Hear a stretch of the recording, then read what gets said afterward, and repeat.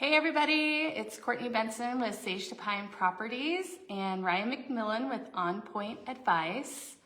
And we're here to do another Properties and Profit Power Hour. Episode 2. Right.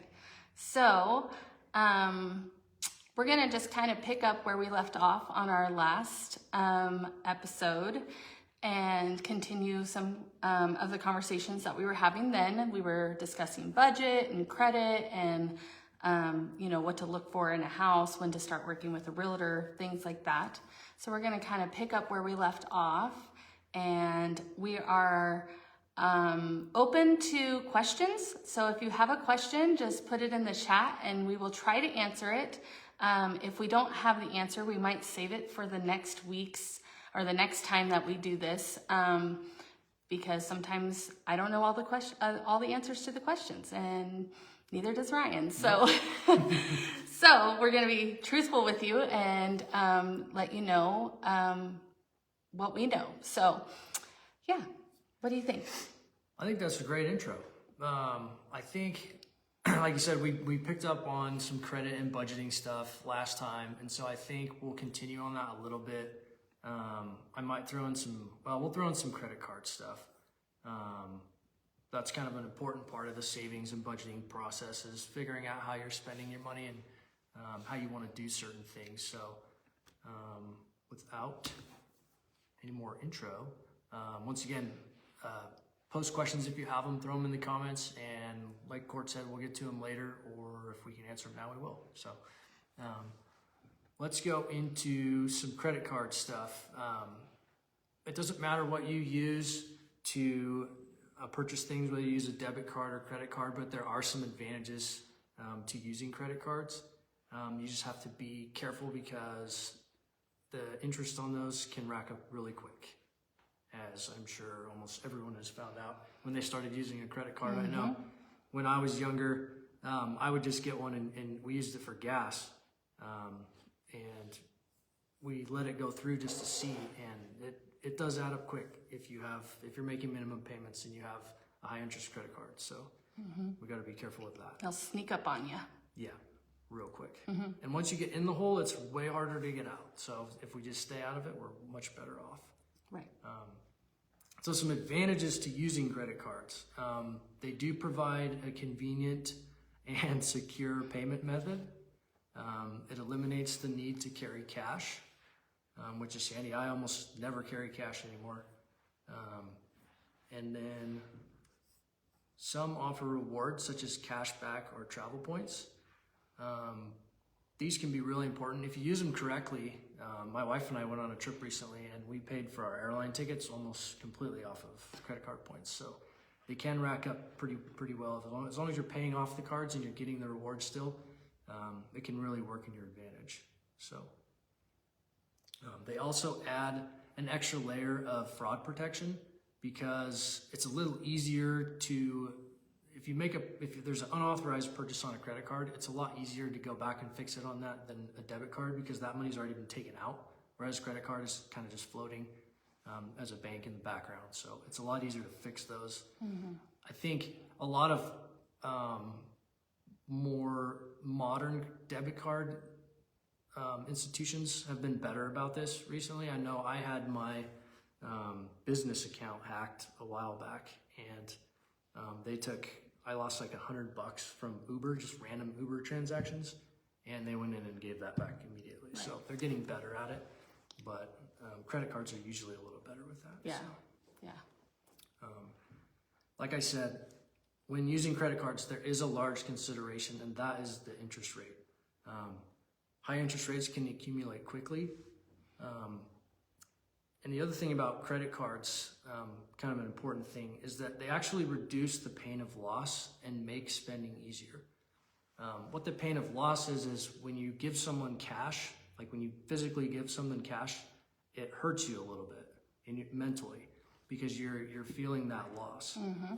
And credit cards take that completely off the table, right? Because you slide the card, it goes into the ether or wherever. And you don't feel anything. Usually, you just get a bill later. Yeah. Gone with the wind. Yeah. It's really easy to spend money now. And like, I mean, a lot of people have it attached to your watch, you know, now you just slide it on the deal and it's super easy. So there's actually studies that show that handing $1 to someone to buy something, you feel it a lot more. Yeah. So that's a big part of why a lot of people use the envelope system for budgeting, because you actually feel that when you're paying for things. So. And I think it's hard to also, I think most people have the best of intentions to pay off their credit cards every month, but it's also so easy to just make that minimum payment. And then you start digging a little bit bigger hole and a little bit bigger hole. It's just a little bit easier to get away with getting yourself into deeper debt. And I think you have to be pretty disciplined to have that, you know, mentality of every month I'm paying it off regardless of where I'm at. I can say that Remington, my 16-year-old, he's got a credit card in his name that's tied to my account. Like he's just the co-signer. Yep. And I had to really show him, you know, yes, you can get gas with this, but look at how quickly it adds up. When, especially he's not the one that sees the bill until I bring it to him. And so it's a good lesson to learn early. Oh yeah, that's awesome. But it's also an easy way to get caught with your hand in the cookie jar. Yeah. Yep. So yeah. We'll go into, that was kind of a basis deal on credit cards. We'll go into this a little more later too, if we feel that we need to. I don't know if credit cards are super important for what we're doing, but. I mean, it adds to your debt to income. So, you know, it's definitely something to remember. Your monthly payments on your credit card are going to be considered into your debt to income when a lender looks at your, you know, credit usage and, you know, your, what is the word I'm looking for? Your credit. Utilization and everything. Yeah, and credit and everything. And your credit worthiness, you know, if it's going to count towards your debt to income. And if your debt to income's too high because of those credit cards, sometimes they'll ask you, they'll say, hey, if you pay off this credit card, then we can get you pre-approved for this much more, because it, you know, adjusts your debt to income. And I've had that happen a lot with clients where, you know, they just need to pay off one or two things and it gets them where they need to be. But if you're so far into credit card debt that you're just too far over the brink that even just paying one off isn't going to help you, that's where you get into trouble when you go to buy a house later on. So. Right. Yeah. Yeah. And I think too, for budgeting, you can use, depending on how you use the points or what kind of card you get, if you're using a fuel card or a store card, those points can add up. You know, even grocery store cards where you're getting money credit towards those stores or whatever, that is money subtracted right off your grocery bill, right? So it is important for budgeting. So so some of the kinds of cards you can get into, there's cash back cards, which give you money straight back. It's usually on like a travel card, it's going to be less than the amount of normal points that you would get for like miles. So like if you, let's say you had $50 in airline miles, they'll give you like $35 or $25 for actual cash. But some of them are just straight cash back. The other ones you can get are airline credit cards and hotel credit cards. These, like I was saying, give you airline miles or points that you can redeem for free flights. These can get a little tricky. There's a lot of blackout dates and times you can't use them, and it kind of restricts your timeline, maybe on vacations, or if you're trying to take a spontaneous trip, that could be an issue. But they are pretty good cards for building credit. And then you also have general travel cards that give you, these are more like your branded, like Capital One Venture, Chase Sapphire Preferred, not like an actual airline card, but they do have a separate travel benefit to them. Yeah. Yep. And then some other ones are like store credit cards, which are the ones that are, those are the ones I'm talking about, where they give you shopping in store discounts. This would be like a Costco card or a fuel card like a Chevron or Maverick.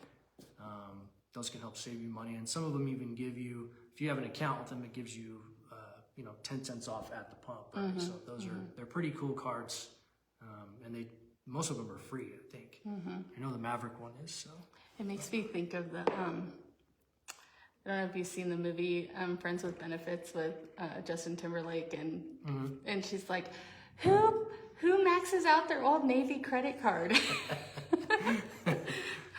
Like, who buys that much Old Navy or whatever she says? Yeah. That's what it makes me think of. Like, you can get in trouble with those cards too. Yeah, you can get in trouble with any of them, but that would be a rough one for me to get in trouble with. So another one, low interest cards. So these aren't going to give you rewards, but they do give you a lower interest rate, which is great. If you are planning on doing like a large purchase for like an introductory period. I know a lot of people do this with like engagement rings or small cars and things like that, where you say, okay, I'm going to pay it off in a year, so I'm going to get this 0% card, and then as long as you pay it off, you pay 0% over the loan. The trick with these is that if you don't pay it off in the time period, they'll tack on all the interest from the entire period on the end. So you'll still pay all that interest. So you have to be really careful with those. Another thing people will do is they'll get one 0% card and then try and roll it over into another 0% and another 0%. And that is another trap that you do not want to get stuck in. You can do it for a little while, but it's going to catch up to you eventually. So we want to stay away from that if we can. Right.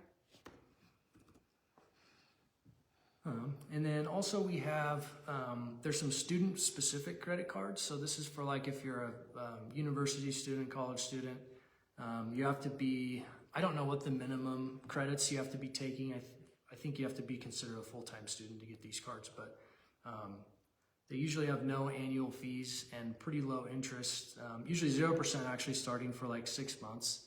But they do have some high interest on the back end. So these can range anywhere from like 18 to 30%. So I know they kind of trap young kids with these sometimes. So be careful if you're looking into those cards. But and then like Courtney was saying, parents can also add kids as authorized users on certain cards so that they can start building credit as well. Now, like you were saying, it's tied to your credit now. So you have to make sure that they're paying it off. And the other thing is you don't want to have bad credit and then add them on there and then you not pay it off. Right. So it's kind of a trust thing. But do you know what the minimum age for that is when you guys signed up? I don't know off the top of my head. I think he was 15. Okay, so but they didn't even really ask. It was just, do you want to put on an authorized signer? And that was who I made my authorized signer. So I don't know that there is an age requirement necessarily. I remember reading that it's like pretty young. Like, I don't want to say anything wrong, but I think it's pretty young that you can add people. Yeah. So I can't even remember what I had to put on there for them. I know I had to give like his social security card so that the credit was tied to his social security number and all that stuff. But I mean, I know it was when he like first started driving and having, you know, a job and things like that, where I was like, I think you're responsible enough to. Yeah, you're ready. And it's a really low balance one. Like I think it's like $800. So didn't put him on the $7,000 limit, you know. Not yet. No, Not yet. He can get his own $7,000 limit. Right. Well, and he'll be able to probably get a higher limit now because he's going to have a good credit background built up. So. Right. And the other thing, like we talked about in episode 1, is the time part. That's the most important for him because he's going to have a lot longer credit history than some of his buddies that haven't done anything. And maybe they don't get a card till they're 21, 22 and they graduate college, you know. So that's it's a good step to take as a parent. So, and then, that's kind of the main ones. There's also some kind of niche financial institution cards. So this would be like your Amazon Prime rewards, Visa, Signet, whatever they call it. Target Red Card, Walmart rewards, Best Buy, Kohl's. Some of those are the ones that you actually get store credit, and some of them are separate cards where they're completely different. So we could go into credit cards for forever, but that's kind of Let us know if that's something you want us to solely focus on. Yeah. We love credit cards. Yeah. Cha-ching. So we'll do a couple of these frequently asked questions on credit. One of these is, can I build credit without using credit cards? And the answer is yes, you can.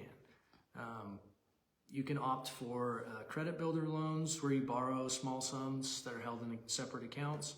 And as long as you make payments on these, it helps to build credit. And then also, like we said, you can become an authorized user on someone else's credit card. You don't have to be a kid to do that. You can have someone also co-sign on a small loan to help build stuff up. So there's ways to do it. And then we talked about secured cards in the first section, so we can go back and take a look at that if you're interested in finding a way to do it. Another question is, how can I maintain a good credit utilization ratio?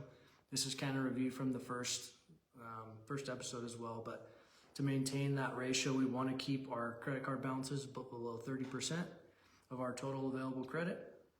And then spreading your expenses across multiple cards and accounts, and then also requesting limit increases can help keep your ratio in check. That's one way to do it. If maybe you're struggling to pay something off, you can actually, maybe you've gotten a raise or made some side income, and you can ask for a raise on your actual limits. So, yeah. Perfect. So that kind of sums up that first credit section and credit cards. Right. And credit's important. I mean, it's an important role in being able to purchase a home at any stage. Even if you've owned a home and you're going to sell it and buy a new home, you're still going to have good credit to qualify for the next loan if you need another loan for the next house. And so, kind of understanding where that credit comes from and how that score is created is helpful, because I still have a hard time understanding why my credit fluctuates from time to time, and I deal with it on a pretty regular basis, So having just a basic knowledge of why your credit is important to the process and why, maintaining good credit is important is like pretty foundational when it comes to buying a home. Yep.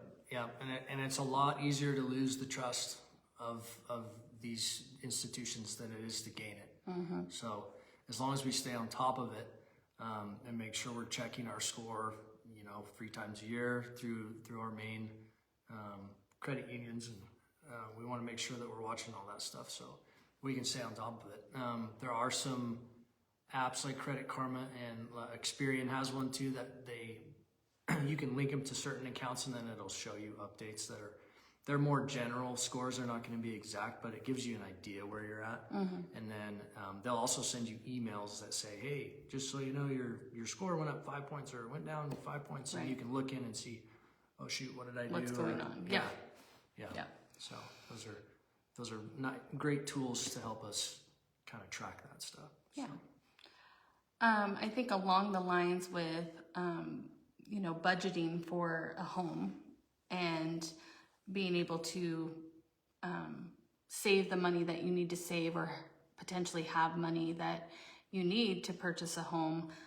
Some of the things that we can talk about are like the out-of-pocket costs that are involved with buying a home.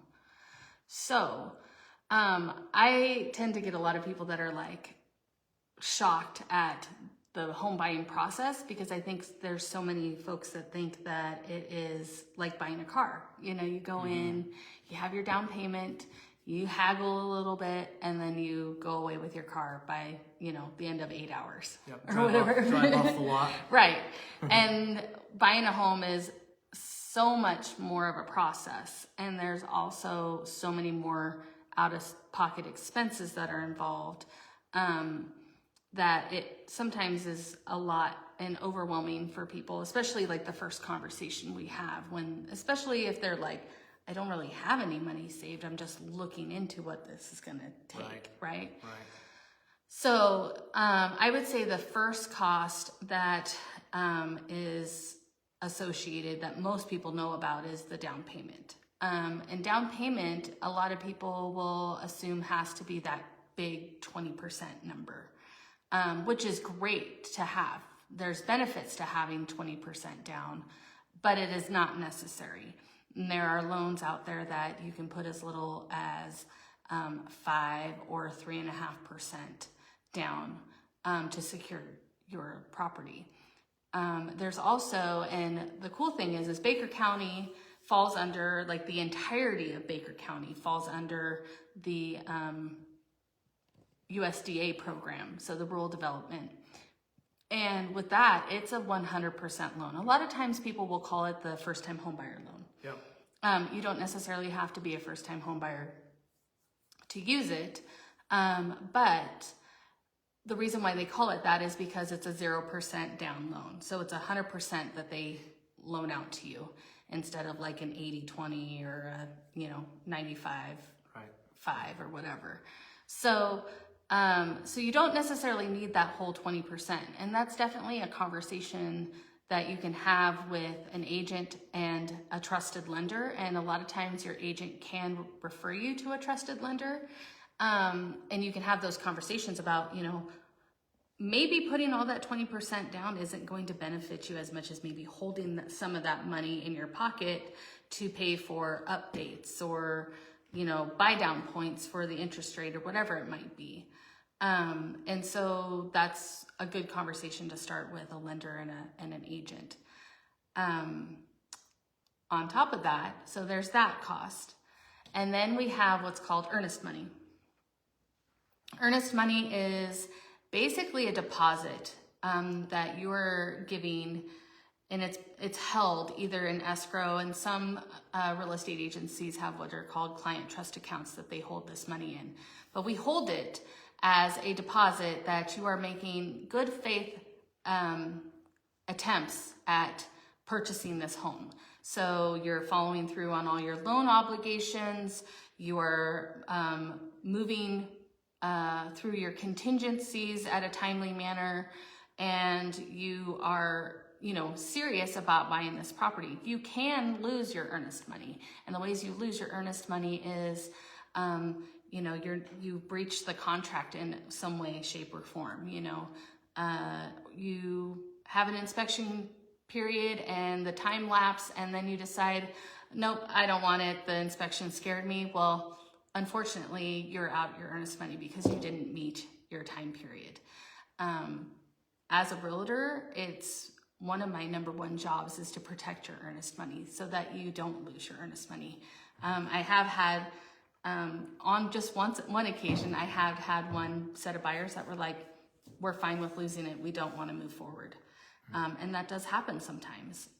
As long as they made that decision that they wanted to lose it, I was fine with it.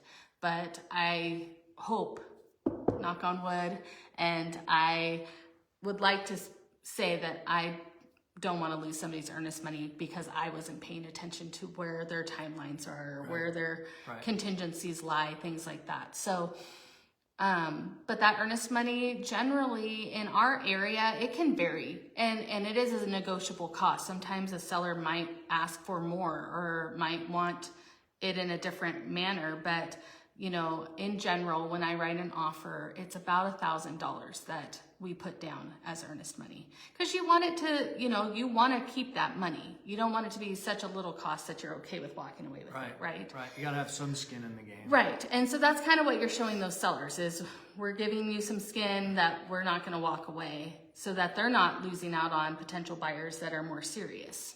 And so that's a cost that, a lot of folks don't associate with buying a home. Then you've got your home inspection fee. I always recommend a home inspection. They're so important to get. But that generally is between $350 to $400, depending on the size of the house. It might be a little bit bigger, or some of the add-ons. There's other inspections you can do, like a sewer scope that might cost a little bit more money, or yeah, that one. We could have done that one maybe. Yeah. That's a sore subject. Yeah. Things like that you can do that might add to the cost of it. But kind of a baseline would be $350 to $400 in our area. In other areas, they might be a little bit more expensive. You've got your appraisal fee, and appraisals are, I would say the last appraisal I got was like $850. So, that's a fee that you're gonna have to come out of pocket on. And then other, what we call closing costs. And those are gonna be things like your loan origination fee, not title insurance, that's a seller cost. Your insurance and taxes, and then half of the title and escrow fees, which are split between buyer and seller. So it's based off of the sales price. They just split it down the middle. Buyer pays half, seller pays half, and that's how that works. And so those could vary depending on what lender you use or what negotiations you come up with as well. You can negotiate for sellers to cover some of those closing costs to where you can keep a little bit of more money in your pocket. And that just comes down to, the negotiation process when you make an offer. So those are the majority. I mean, every now and then you might have an extra, fee that comes in there. With a manufactured home, they require an additional engineer report to make sure that there are tie downs and the manufactured home meets the standards of the loan requirements. And so that might be an extra cost that are associated with those closing costs that come up. Gotcha. But I would say in general, we kind of plan for between 3 and 5% of your sales price is going to be closing costs. So that can be a big number depending on how big of a house you're getting. That can be huge. So, that's something else that you would have to budget for in purchasing a house. But like I said, there's top of your emergency fund and everything right, else you got going on right. too. So. And like I said, there are ways that we can negotiate some of that and maybe help ease that burden. But that's just having a conversation with your realtor and seeing, what kind of flexibility the seller has. Yeah, I think the first time, or the USDA loans, the first time home buyers thing, that's important. I think a lot of people confuse that with, I have to be a first time home buyer to get those loans, and they're not that way, like you said. So that's kind of a common misconception that I think. Yeah. I mean, we ran into it when we were looking at our stuff. So. Yeah, and I can't remember. There are some requirements. Like I don't think you can buy a house and then 2 years later turn around and use it again. I'm not sure. And I think maybe as we keep going with this, I'd love to bring in a lender that can kind of really hone in on some of those specific loan programs. But I think there are a few requirements that you have to meet to use it again. But you don't have to be just strictly first-time home buyer. So the closing cost negotiation stuff, is that kind of dependent on kind of where the market's at, whether it's a seller's versus buyer's market, how willing people are going to be to do stuff like that? Absolutely. I would say, in 22 and 21, it was pretty hard to negotiate closing costs without raising your sales price, which really is just encompassing your closing costs into your loan, right? An example of that would be, I'm purchasing a house for $350,000 and I want $10,000 in closing costs. Sometimes a seller will say, well, then we want the sales price to be $360,000 and we'll cover your $10,000 in closing costs. And, they'll agree to something like that as long as it appraises to that value. And that's something you have to be careful with, is that, if you're adding to the sales price, that it's going to appraise for that sales price. And it happens a lot. I do it pretty regularly, but that in 21 and 22, that was pretty normal, that people were raising their sales price to cover those closing costs because they weren't willing to come down because they knew they could get a full price offer. Right now in the market that we're in, I'm seeing pretty consistently sellers are willing to cover some costs or give a credit of some sort because the market is a little slower and houses are sitting a little longer. And so right now you have a little bit more leverage with sellers to be able to ask for those kind of costs. Gotcha. I was just curious. Yeah, no, it's totally true. I mean, you look at it from a seller standpoint, I've got 5 offers. Am I going to take the one that's asking for, $10,000 off my asking price? Or am I going to take the one that's, full price offer and no closing costs? Yeah.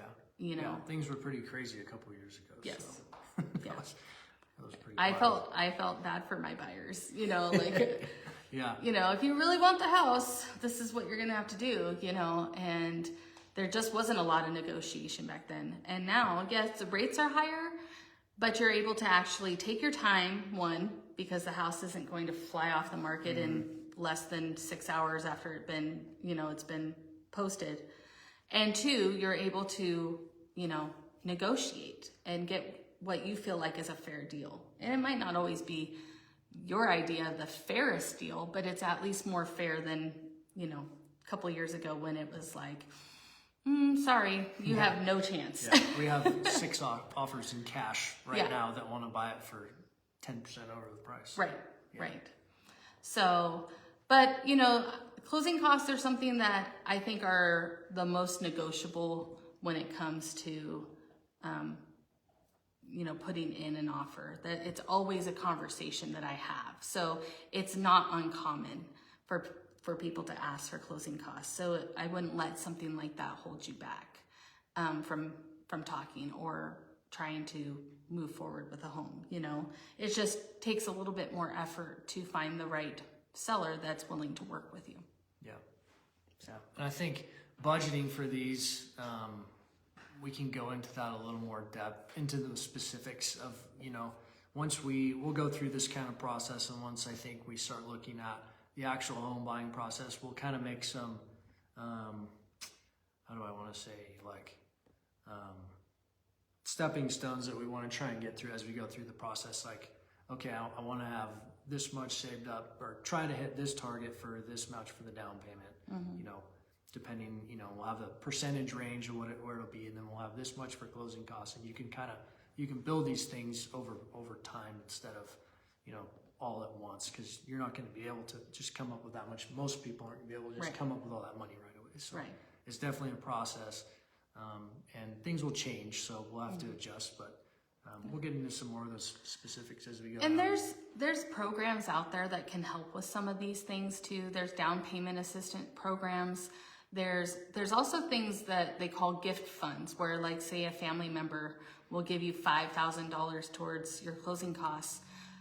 That is a conversation that a realtor can walk you through on who to contact for, maybe a down payment assistant program, as well as walk you through how to do gift funds, because there is a specific way that your lender is going to want to see those funds transact, right? They want to be able to track those funds coming in and out of your account and where those funds are coming from. They also are going to want to know that you're not obligated to pay those funds back, because that's going to add to your debt to income, because that's going to be one more payment you're going to have to make. So there are programs and there are things to help with those costs. Upfront stuff. As you're budgeting, you can have a conversation with a realtor and be like, well, what are you thinking? I don't think I'm going to hit this mark. And then we can, brainstorm ways to get you to the mark that you need to get to. Yeah. Yeah. And we had, when we got married, my wife and I, we had just done that, and then we went on our honeymoon, and then we were kind of shopping for houses, like kind of not, and we just had one like hit us right in the face, and we were like, uh-oh, because we had just spent all this cash on our wedding and honeymoon and whatnot, Right. So we were like, oh no, and Court was really good with helping us through all that stuff, and we were able to negotiate and move some stuff around, and we were able to get it. So it definitely can be done. You just have to make sure you go through the process of, hey, can we do this? And then being able to build things back up, because you don't want to go out and make this huge purchase and then not be able to get back on your feet. So we have to be careful with that stuff. But yeah, we got lucky. So Right. Well, and I think too that, like, I don't want that sort of a conversation, the budgeting and the, like, closing costs and the down payment. It feels all so overwhelming that I don't want that to stop somebody from having a conversation about buying a house, because there are ways that a realtor can help you get to the goal that isn't necessarily like, you've got to have all the money right here before I even talk to you. That I think stops a lot of people from having that conversation or even thinking that they can buy a house. And that's just not true. There's so many ways that as realtors, we want to help you meet that goal. And we've got so many resources that we can get you to that goal. It might not be the same week that we talk, right? But at least you can chunk it down to where it's not so overwhelming and you're not getting tripped up on, I don't have 20% down, you know? Yeah. Most people don't. No. Most people are not going to have that much, especially with where house prices were, especially 2 years ago. Like, nobody had that much cash laying around. So. Right. Not unless they sold in California and paid cash. Yeah, that's true. That's true. That's true. That did happen quite a bit. Yeah. Yeah. So yeah. So yeah, I think from there we'll kind of do a segue here into savings, if that works, because that's what we're working on, is trying to do our savings to be able to pay for all these upfront costs. How are we doing on time here? We're good. 6:30? Okay. 6:30 We're good. ish. We'll be good. So one of the first questions we want to ask is, am I in a place to be able to start saving, right? I think that's an important question to ask, looking at our income, seeing what we've got coming in, what's going out. Are we in that surplus area that we can start making moves to start saving? If we're not, we got to make some changes, right? And then once we've decided that we're able to do this, the first thing that most people are going to recommend that you do is get your emergency fund created. If you're trying to pay off debt, usually we recommend that the first thing you want to do is build up like $1,000. And then that is your emergency fund temporarily until you've paid off a lot of your debt. Or at least debt down enough until where you can get your DTI to where you need it. Maybe you're working with a realtor, maybe you're not. But somewhere in a good range where you're able to start looking at houses, right? Once we've paid off some of that stuff, we can start building more to a 3 to 6 months of expenses emergency fund. That's what we really want to have. And that's going to take a while, right? So that's why we're saying this process, we want to start as early as possible in all of this. And then a huge key to your savings is to do automation, where you take stuff out right away. Pay yourself first so that you don't even see that money, right? That's a great thing to do. Yeah, it is. Like I did it. You have to. Yeah. And you almost forget about it. And then all of a sudden you're like, oh, I got some decent money saved up, you know? That's Especially if you get a raise too. A lot of people go spend that raise. If you just maybe add a little bit more to your savings and then keep some of that, and that's going to do you so much better. You're gonna build your savings way quick doing that. Right. So, and then once we kind of know what maybe a price range that we're even looking at on houses, we can start saving for a down payment goal, right? So, one key that I like to tell people is to put different savings reasons on them. So you have like your emergency fund, down payment, kids scholarship, and it breaks them up. You can see them all a lot better that way. I think it also gives you more of a reason to keep with it.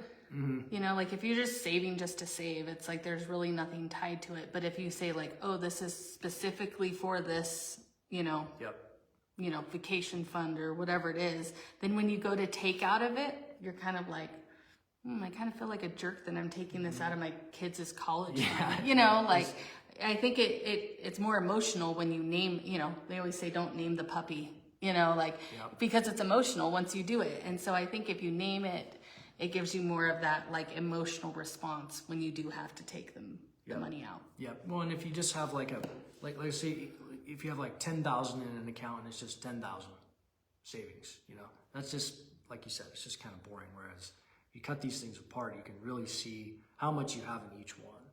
And then you can build yourself little, you know, calendars and stuff and steps to get to where you're trying to get to that you can tear off and do all that fun stuff to get your savings built up. But yeah. So that's just kind of a quick blurb on savings, I think. And then we'll move into another important part of the home purchase process and kind of your buying power, I guess, and how interest on certain things affects your home purchase. Which is a huge topic right now, right? Because we went from these 2, 3, 4% interest rates to, you know, at the height of it all, it was close to 8%, you know? And a lot of your interest rate depends on your credit. So that's like circular there. You know, if you have better credit, you usually get a better interest rate. So, you know, those high interest rates were still even being seen by people with pretty decent credit. So that's a huge topic that we've been, you know, dealing with in the real estate industry, is where the interest has gone. I will say, as just a caveat, having been in the business and having bought a few homes myself, 6% interest isn't high. I wouldn't classify it as high interest, you know. I wasn't old enough to remember the 80s, but I've heard about it and had, you know, parents and things like that talk about it, where there was, you know, 12 to 18% interest on a home loan, which is just crazy, you know. But we just got so used to those 3s and 4s and even 2s to some degree that, you know, 6, 7, 8% felt like the ceiling was crashing, you know, the sky was falling. And it was for some folks, because it does impact your buying power, like you said.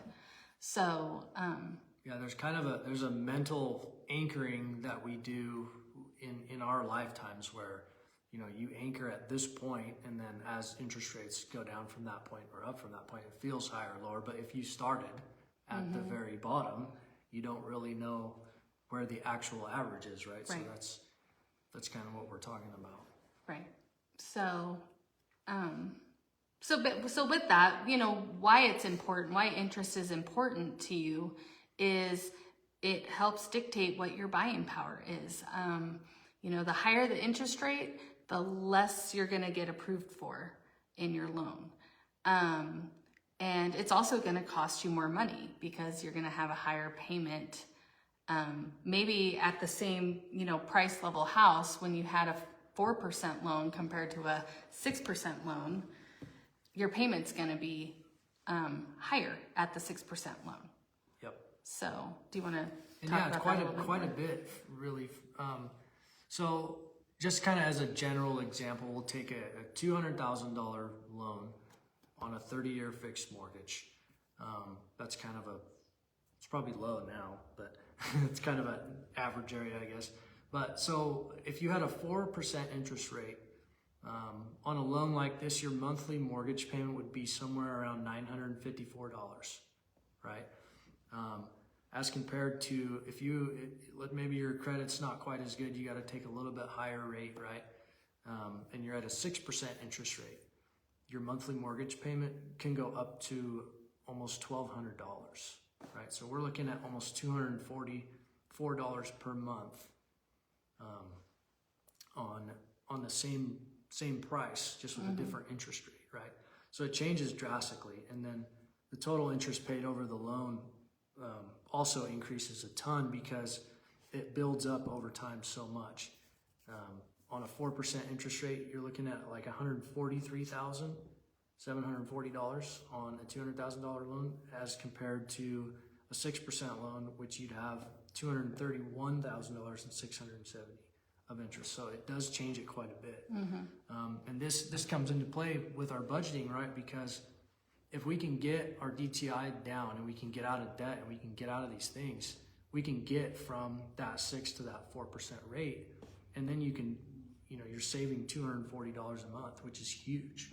So it really comes into play with our credit and the decisions that we're making with our debt. And another way that you can adjust that interest as well is buy down points with your lender. That's been kind of a key during this time where the interest has, you know, started to rise over the last couple of years, is a lot of buyers are doing buy down points.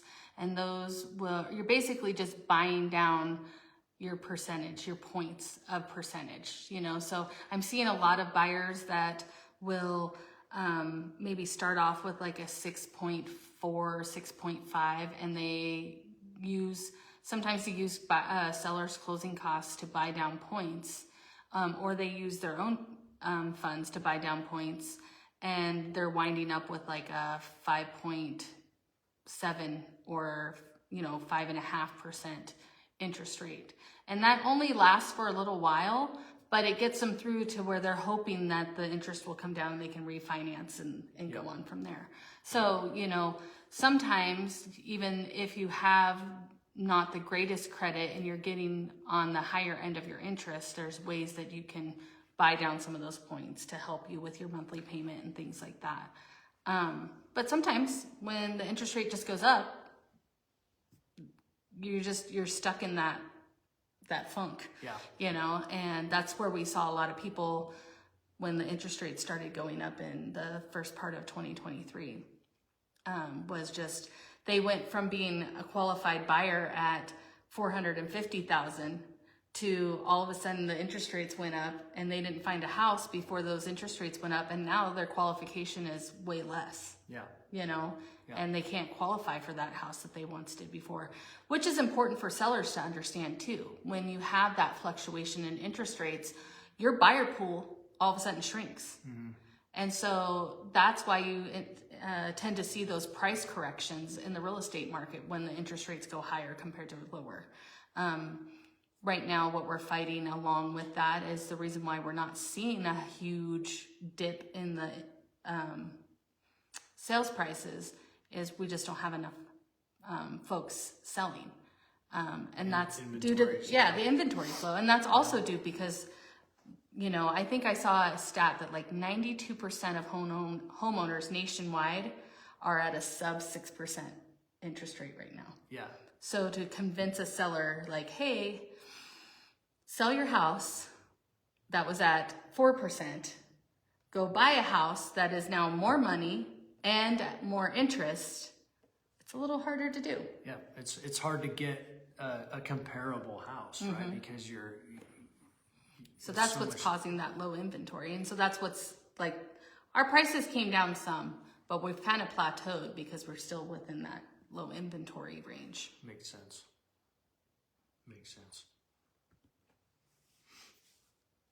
Yeah. I think that's the other thing that you brought up is refinancing too, right? So if we get into, maybe you're ready to buy, but the interest rates don't look great for you right at this time, right? So maybe you can buy right now and then hope that the interest rates go down depending on what they do. But that's another way to lower your interest rate, right? Is to refinance later. Right. And I think I heard, maybe you know this better than I do, but I think it's like something like if it's not more than like 1 to 1.5 points, it's not really worth refinancing. I think there's definitely a breaking point where you're going to spend more on doing the refinance than you're going to even save. So that sounds right to me, but I don't know that off the top of my head. I think that's what I remember hearing. We can look it up for the next one maybe. But yeah, and some places will do, and you might know this better than me, some places will do it for free with no closing costs, right? So then maybe you can get into a deal there, but I don't know if the interest rates are going to fluctuate enough to make it worth your time in that case. Right. I think I want to say that's pretty standard. If you can save yourself 1 to 1.5 points in interest, then it's pretty worth it. Unless you're just really struggling and you need to just make a little bit, anything can help at that point. Maybe you're having a hardship and you just need to refinance to, save yourself $50 a month, that might be a better fit for you. But usually at the times that I've refinanced, it's been like at least 1 point to 1.5 points. We refinanced right before the rates went up. We got lucky and we went from, I want to say like a 5.8 to like a 2.8. So it was like huge. Yeah. And it was like almost dumb not to refinance and go to that point, you know. That was a lot of, there were a lot of refinances during that low interest time as well, not just first time, you know, loans. So, you know, that's something to always keep your eye on too, is that you can refinance. It might not be the prime interest rate that you were looking for, but usually what I've seen with the times I've sat in like an economic, you know, discussion, the feds generally will peak and then they plateau, and that's what they've been doing basically since 2008 when we had that first home crisis. Debacle. Yeah.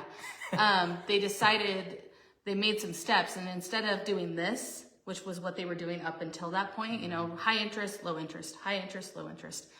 What they changed is they went high interest, and then they plateau for a couple years, and then they bring it down. And it plateaus for a couple years, and then they come back up, you know. Trying to fight inflation. And Right. And so right now we're just in one of those cycles. We're probably not going to see a 4% interest rate, maybe ever, because those were pretty historic, but I'm not going to say never.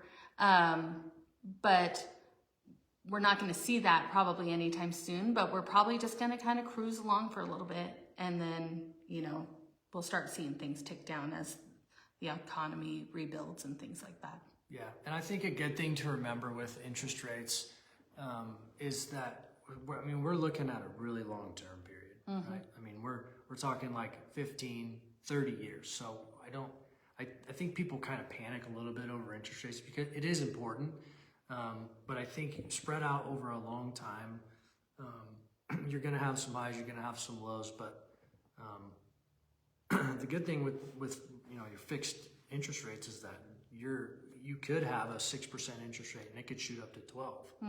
So you know there's definitely pros and cons to doing it, you know, this way, or you can get the variable rate certain things, but right. Variable rate is kind of tricky. I think you need to be pretty on top of it with the variable rates. And I don't know enough about variable rates to even start that discussion, but I know that I don't think I want to have that stress. I wouldn't personally. You know, I just want to know where it's going to be. Yeah, because those can raise like crazy too, right. So right, and then that can get you in trouble as well.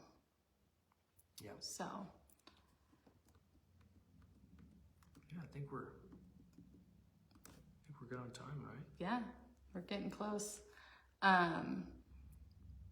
Yeah, I think that's, you know, interest is important. And, you know, I'm sure you've heard a lot of realtors be like, date the rate, marry the house, you know, but it really is true. There's really there's no perfect timing really to buy a house. I mean, the perfect timing is when it's right for you. When you're ready to buy a house, that's the perfect time to buy a house, because whether the interest rate is high or low, you're going to find yourself in a position that might not be ideal, because when it's high, you have high interest rate, but you're going to have more leverage probably to negotiate, maybe get some seller concessions, things like that. When the interest rate is low, that's when you're going to start seeing those sales prices tick up. Yep. So you're not necessarily losing or saving anything by going with one or the other. When you can find a home that you can afford wherever we're at in the market is the right time to buy. Yep. And I think that's really what that statement is saying is, you know, keep your eye on the rate, because if you can't get a better interest rate, that's great. But don't get so caught up on it that you miss out on buying the house of your dreams because it's not a 4% interest. Yep. Yeah, and then just, you know, watching your why too, and, you know, once you find that, and once that starts aligning up, it'll kind of you know, push you in the right direction to, if the timing is right, it'll feel right, and I think you'll be able to start the process. So, yeah. Even if it's just saving a couple $100 a month, like that could be your big start. Yeah, absolutely. So. And the other thing is start conversations. That's what we're here for. You can call me. I'm happy to have any conversations you want to have. I am low pressure, no obligation. You know, I want to be a resource for the community and for the people that, you know, are curious about home buying. And I think that's true of most of the realtors, if not all of the realtors in Baker County. So, you know, have conversations. And then to go with that, if you're struggling to budget and you're struggling to manage the money, but home ownership is a huge goal of yours, then you call Ryan. I'm here. On Point Advice. There's a ton of resources on my website, Instagram, all that stuff. There's a mortgage calculator on there. There's a debt booklet on there, kind of how to navigate debts, which one to pay first. That's all on there. So check that out if you need some help. I'm the same way. I'm just trying to help people out. So Yeah. give us a call and hopefully we can be of assistance. So, Yeah. And then we can have a face-to-face and not a face-to-Facebook Live. Yep. So, well, cool. I think we've covered a lot, and we've met some good points and questions and things like that. So I think we're good to sign off. Yep. We'll see you next month. Yeah. Thanks, This is everybody, going to for be a coming. monthly thing, so keep Yep. your eye out for it.